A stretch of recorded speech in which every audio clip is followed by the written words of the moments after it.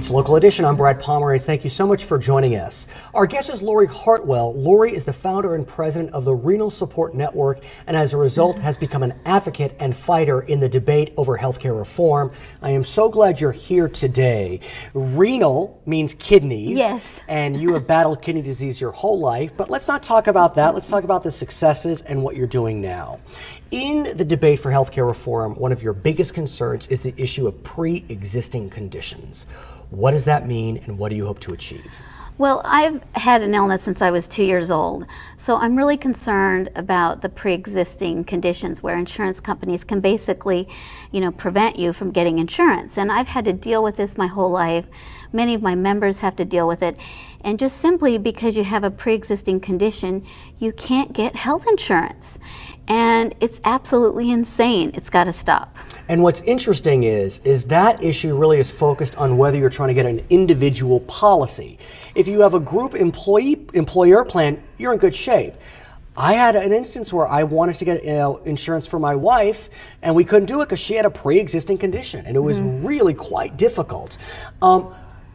This issue is hot and really contentious on pre-existing conditions. The nation is up in flames over healthcare reform. Where do you see this debate going with regard to pre-existing conditions? Well, with pre-existing conditions, I run a nonprofit organization that employs 9 people, but I can't insure myself. I'm too expensive. I would put my whole company at risk. So luckily, my husband has great insurance.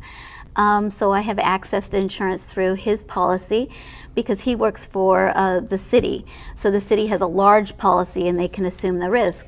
And what winds up happening for so many people is they don't change jobs. Right. Because they're afraid that if they change jobs, they'll go to a smaller employer and they won't be able to cover them.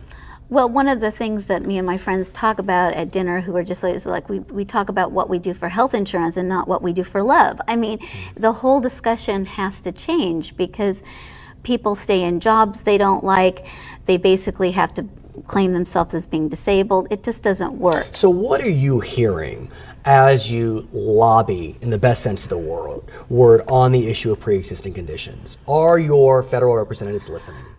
Well, I know that Congressman Adam Schiff is. He's very much aware of it with the whole issues of transplantation, immunosuppressant drugs, Let's talk about that. I don't mean to cut you off, but that's another big one. It's another big one. My wife has been on immunosuppressants because of her condition, Crohn's and colitis, and I was shocked to learn through you that oftentimes immunosuppressants are not covered beyond 3 years. Is that right? Right. Well, fortunately, Medicare pays for your kidney transplant if you qualify for it. So I got a transplant, and then after you have the transplant for 3 years, Medicare doesn't pay for your medication anymore.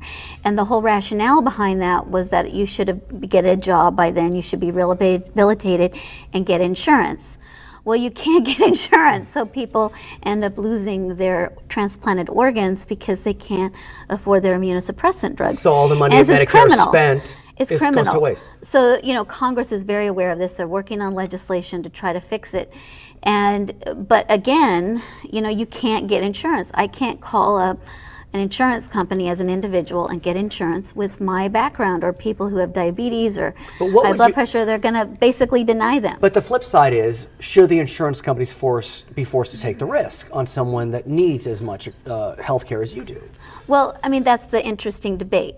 And they say that they're willing to take the risk, and I just don't see how they're going to take a known disaster. I mean, I live in the city of Glendale, and I buy insurance from the state of California because I can't get earthquake insurance from my local insurance company. It just goes on and on. Lori, thank you so much for joining us. We appreciate it. Thank you. You bet. For Local Edition, I'm Brad Pomerance. Back to CNN Headline News.